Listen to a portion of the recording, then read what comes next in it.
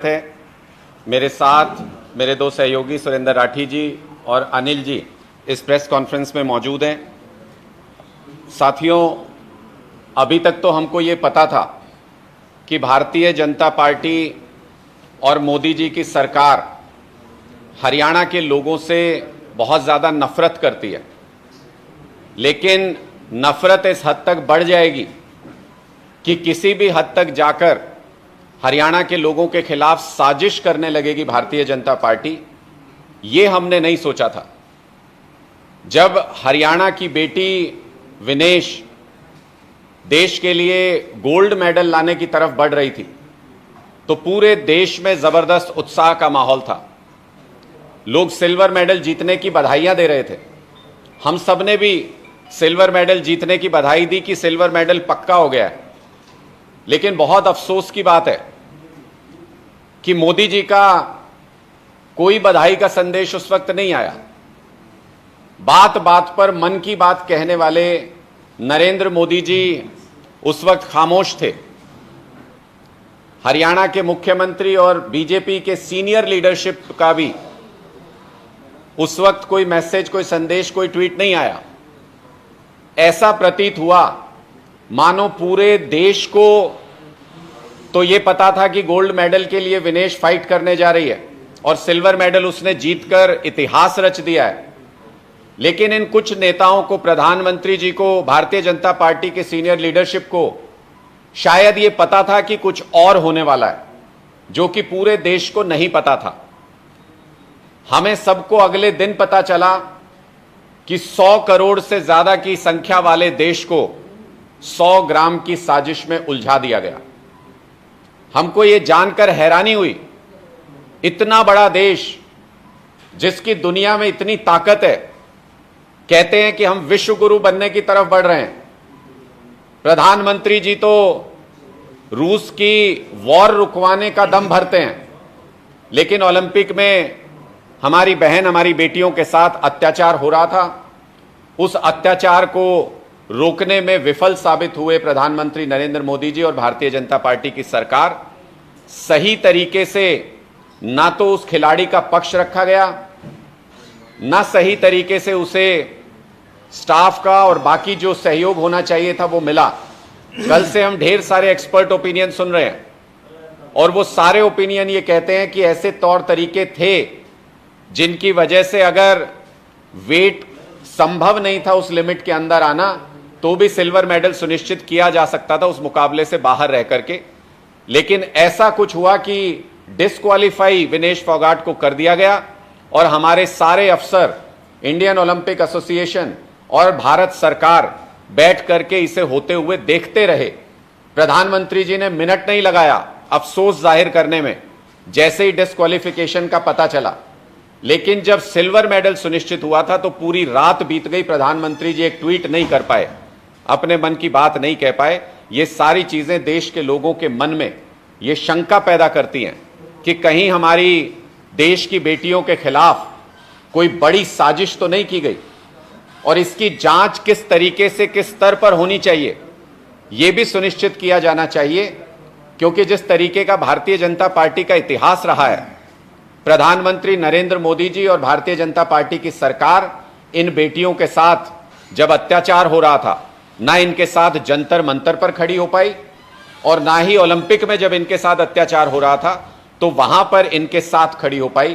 पूरी तरह से पूरे देश को भारतीय जनता पार्टी की सरकार ने और प्रधानमंत्री नरेंद्र मोदी जी ने इस मामले में निराश किया है। भारतीय जनता पार्टी का रुख, चाहे वो हरियाणा की सरकार हो, चाहे वो देश की सरकार हो, वो रवैया हमारे खिलाड़ियों के प्रति, विनेश फोगाट जिसने इतिहास रचा था उसके प्रति वो सही नहीं था।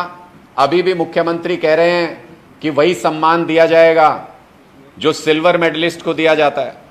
अरे विनेश फोगाट ने तो लोगों के दिल जीते हैं, पूरे देश का दिल जीता है, पूरी दुनिया का दिल जीता है।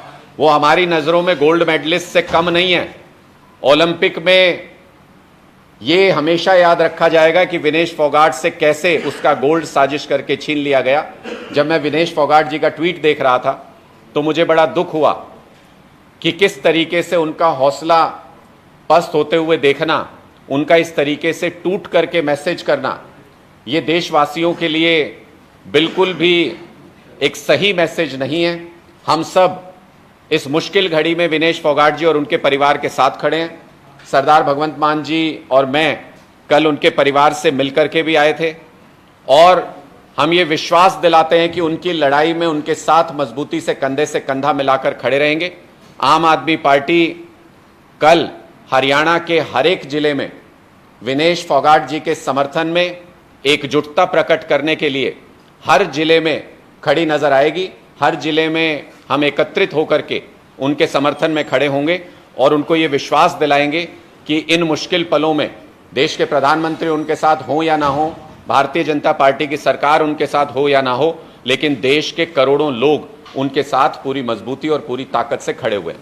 इसके साथ ही आज मैं अभी सुन रहा था हरियाणा के घोषणा मंत्री, मेरा मतलब मुख्यमंत्री, अभी कुछ देर पहले उन्होंने ये स्वीकार किया कि Haryana public service commission HPSC और HSSC ये दोनों संस्थाएं पूरी तरह से फ्लॉप हो गई हैं, बंद पड़ी हैं और भारतीय जनता पार्टी की सरकार में युवाओं को नौकरी देने में अक्षम है, विफल है, नौकरी नहीं दे पा रही है भारतीय जनता पार्टी की सरकार। ये घोषणा मंत्री जी ने अभी कुछ देर पहले खुद अपने मुंह से स्वीकार किया। मैं क्यों ऐसा कह रहा हूं? क्योंकि वो नौकरी नहीं दे पाए, तभी उन्होंने ऐसी घोषणाएं करना शुरू कर दिया है जिनका कोई सिर पैर नहीं है। सिर्फ और सिर्फ उनको लगता है कि घोषणाएं करके लोगों को बेवकूफ बनाया जा सकता है। जैसे उनके पार्टी के शीर्ष नेता, देश के प्रधानमंत्री जुमला फेंक देते हैं और चुनाव के बाद कहते हैं अरे ये तो जुमला था। तो अब नायब जी ये चाहते हैं कि वो कुछ जुमले फेंकें और चुनाव के बाद कहते हैं अरे ये तो जुमला था। तो ये होने नहीं देंगे नायब जी।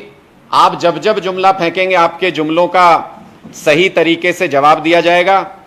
आज ये झूठ फैलाने का प्रयास हुआ कि 1,20,000 कर्मचारियों को भारतीय जनता पार्टी की सरकार पक्का कर देगी, ऐसा एक झूठ बोला गया। मैं क्यों कह रहा हूं ऐसा झूठ बोला गया? क्योंकि अगर जो आज घोषणा हुई है, अगर आप उसको सही तरीके से देखेंगे तो सबसे पहले तो मुख्यमंत्री जी को यह बताना चाहिए था, नायब सिंह जी को, कि HKRN को शुरू हुए कितने साल हुए हैं।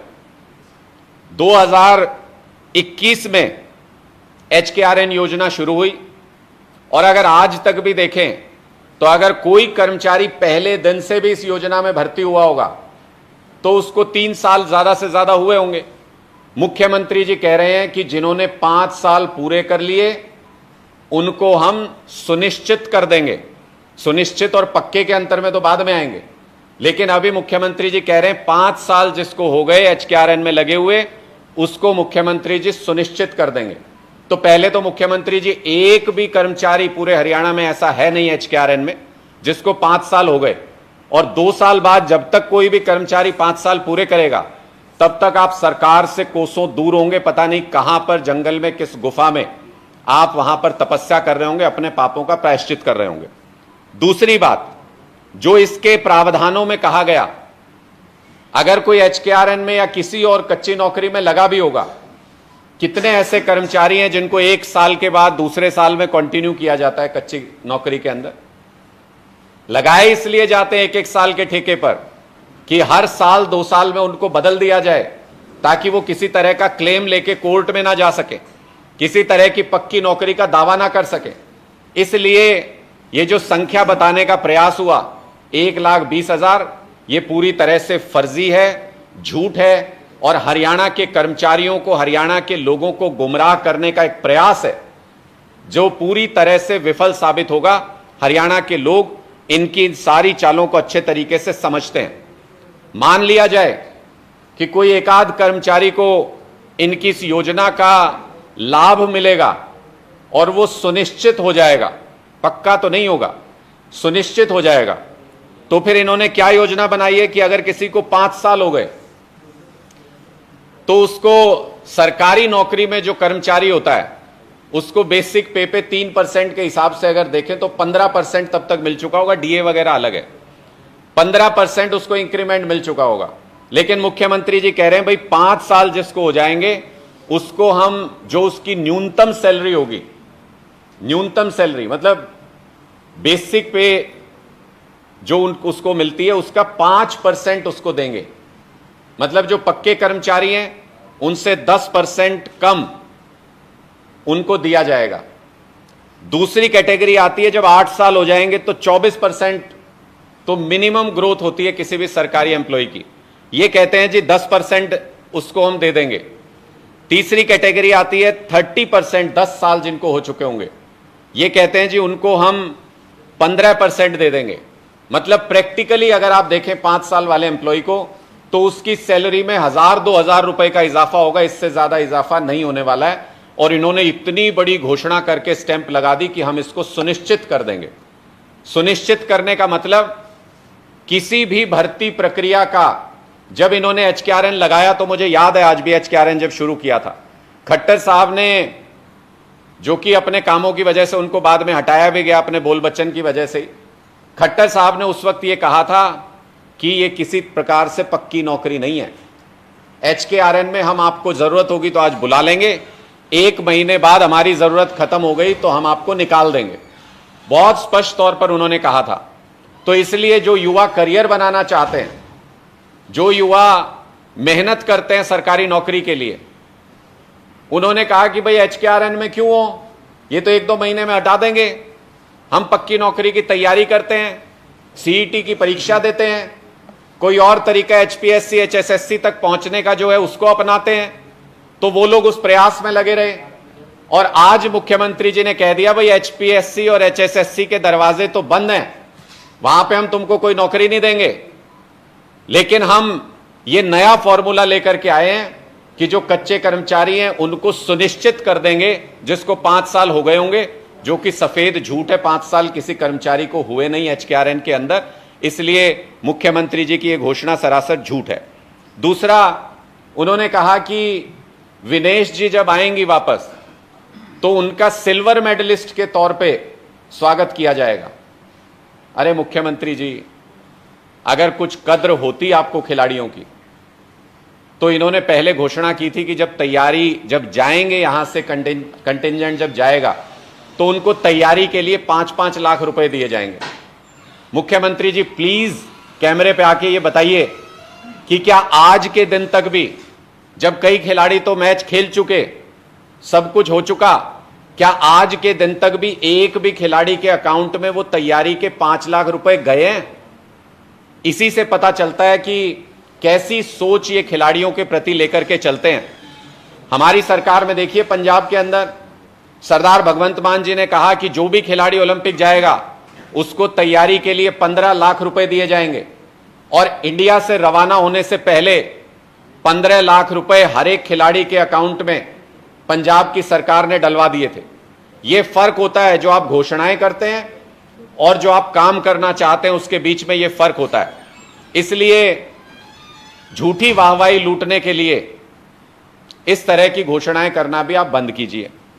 तीसरा, यह कहा गया कि इस साल चूंकि बारिश कम हुई है तो किसानों को लाभ दिया जाएगा और उसको पोर्टल पे जल्दी से जल्दी भरे। मैं सुन रहा था प्रेस कॉन्फ्रेंस, तो मैंने सुना कि उन्होंने कहा कि मेरी फसल मेरा ब्यौरा पोर्टल पे भर दीजिए इसको आप, तो आपको 2000 रुपए एकड़ आपको मुआवजा दिया जाएगा या कहें बोनस दिया जाएगा आपको।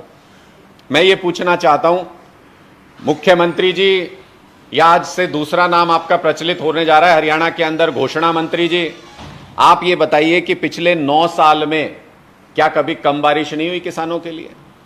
क्या किसानों को तब इस बोनस की जरूरत नहीं थी?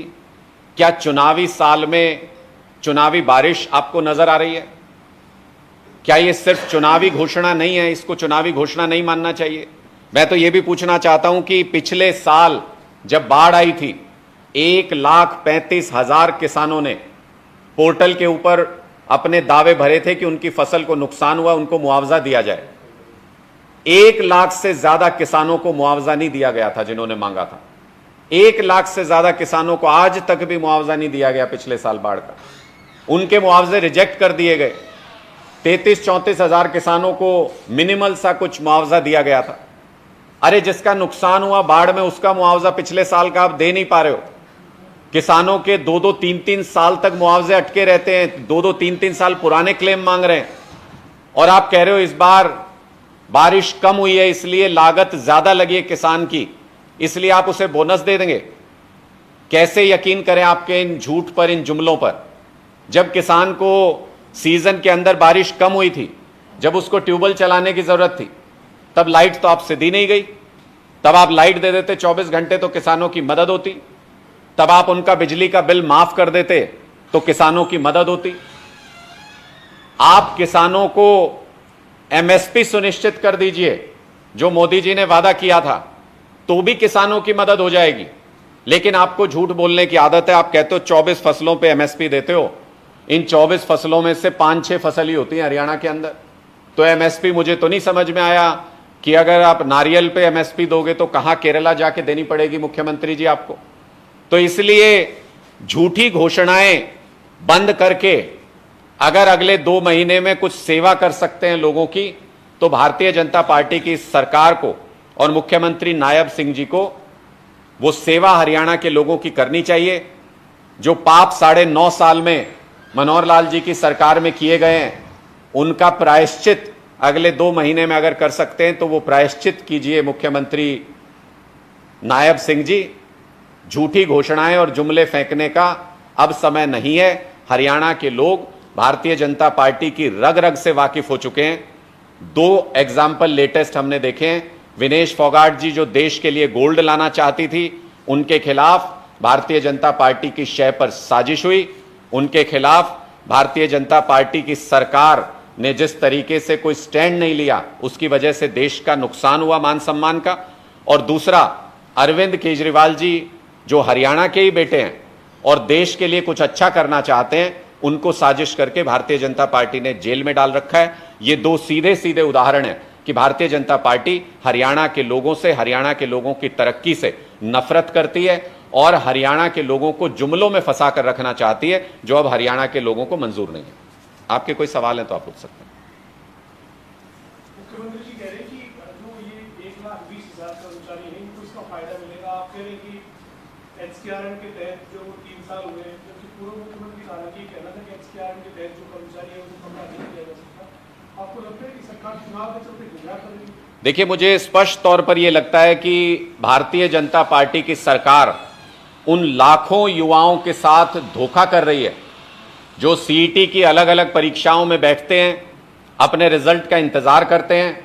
जब रिजल्ट आता है तो कोर्ट में चला जाता है, जब भर्तियों के लेटर जारी होते हैं तो उनको विड्रॉ कर लिया जाता है, और बार बार पेपर लीक, भर्ती रद्द, ये बार बार हमको सुनने में मिलता है। जो सही रास्ता है, जो सही दरवाजा है एक पक्की सरकारी नौकरी देने का, वो दरवाजा भारतीय जनता पार्टी की नायब सिंह जी की सरकार ने पूरी तरह से बंद कर रखा है।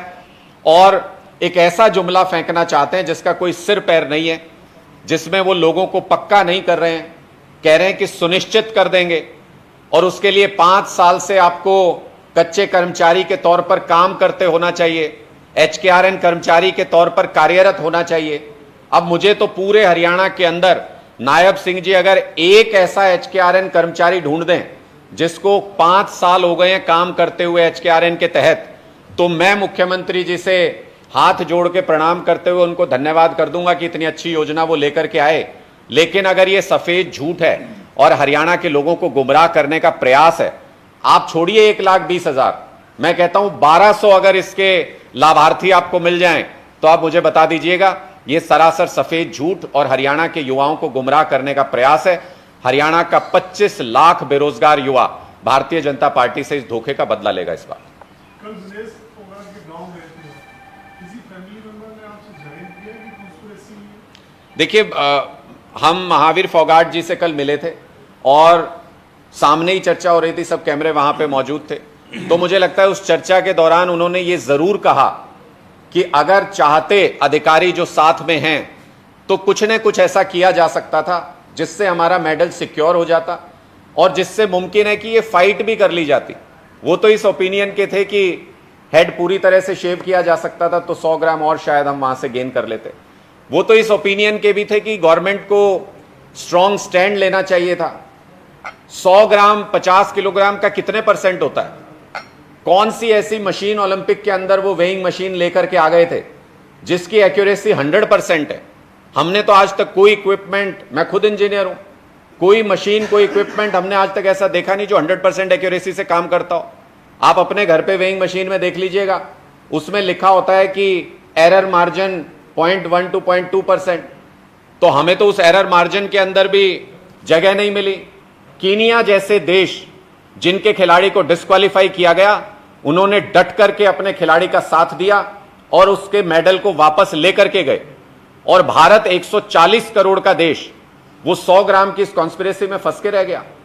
100 ग्राम के लिए हमसे गोल्ड छीन लिया गया ओलंपिक में। 100 ग्राम के लिए एक ऐसा देश जिसके प्रधानमंत्री दावा करते हैं कि रशिया की वॉर रुकवा दी उन्होंने, अपने खिलाड़ियों के साथ ये 100 ग्राम का अत्याचार नहीं रुकवा पाए। ये सारी चीजें गले उतरने वाली बात नहीं है। इसलिए पूरे देश में इस वक्त हर व्यक्ति के मन में यह बात है कि कोई ना कोई साजिश किसी तरह की हुई है और उसके प्रति लोगों के मन में जबरदस्त गुस्सा, जबरदस्त आक्रोश है। सीएम ने आज कहा कि हम तो 24 फसलें एमएसपी पे खरीद रहे हैं, पहले 14 खरीदते थे, 10 और खरीद रहे हैं, 24 फसलें खरीद रहे हैं और किसानों के लिए बहुत सारे हमने योजनाएं लागू की। पंजाब के मुख्यमंत्री आम आदमी पार्टी वाले ये बताएं कि पंजाब में वो कितनी फसलें एमएसपी पे खरीदते हैं या पंजाब के किसानों को आम आदमी पार्टी पंजाब में क्या दे रही है? देखिए, कागजों पर तो मुख्यमंत्री जी और 50 फसल इसमें ऐड कर लें। कोई होनोलुलु में, कोलंबिया में, कहीं पे कीनिया में कोई फसल होती है उसको भी इसमें ऐड कर लें, पर वो कागजों पे ही ऐड होगी ना। मैंने आपको बताया हरियाणा में प्रैक्टिकली 5, 6, 7 फसल हो सकती हैं इसमें से जो हरियाणा में किसान लगाते हैं और उसको एमएसपी पर कागजों में ही खरीदा जाता है। अभी सीजन आएगा, अब आपको फिर दिखा देंगे, पिछले सीजन में भी दिखाया था हमने कि कैसे एमएसपी से 500 रुपए कम में किसान बेचने के लिए मजबूर होता है। क्या क्या हथकंडे अपनाए जाते हैं और सरकार उस वक्त आंख बंद करके बैठ जाती है कि 1 महीने का सीजन है, सबको किसानों को परेशान होने दो, अपने आप 500-600 रुपए कम में बेच के चले जाएंगे और उसके बाद फिर हम अपने अधिकारियों की फ्लाइंग निकालेंगे, नहीं नहीं ये ठीक नहीं हो रहा है, ये गलत हो रहा है। तो मुझे लगता है किसानों के प्रति बहुत उदासीन रवैया भारतीय जनता पार्टी की सरकार का रहा है।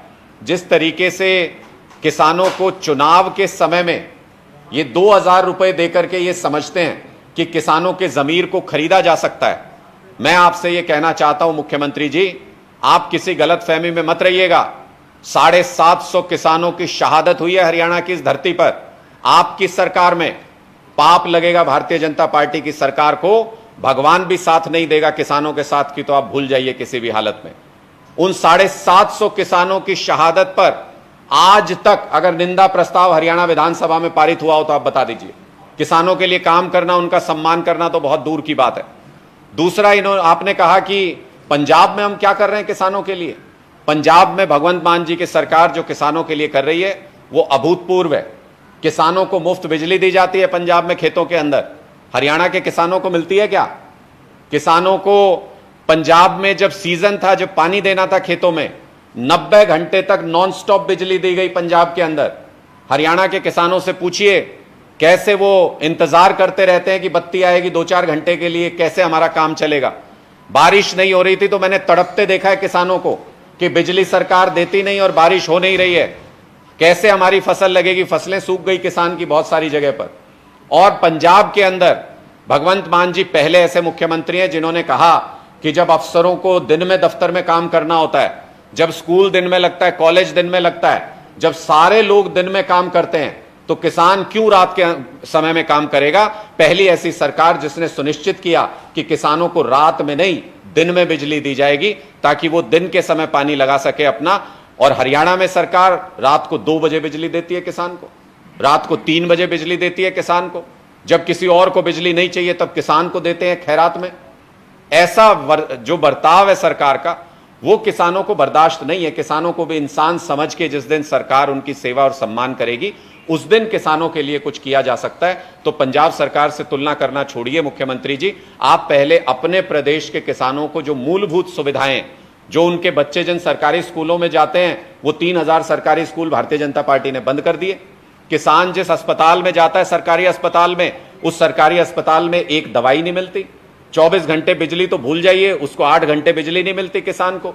तो जो मूलभूत सुविधाएं किसान को मिलनी चाहिए वो हरियाणा की सरकार देने में पूरी तरह से विफल रही है और किसानों के बच्चे जो एकमात्र नौकरी की तरफ देखते थे, सेना में भर्ती होने के बारे में सोचते थे, वो भारतीय जनता पार्टी की केंद्र सरकार ने उनसे अधिकार छीन लिया। अग्निवीर योजना ला करके किसानों के बेटों के पीठ में छुरा घोंपने का काम भारतीय जनता पार्टी ने किया। राज्यसभा चुनाव का नोटिफिकेशन हो गया है, हालांकि आपका कोई विधायक नहीं है, लेकिन आपको लगता है कि अपोजिशन को एक उम्मीदवार लाना चाहिए बीजेपी के कैंडिडेट? देखिए, निश्चित तौर पर ऐसा प्रयास किया जाना चाहिए था।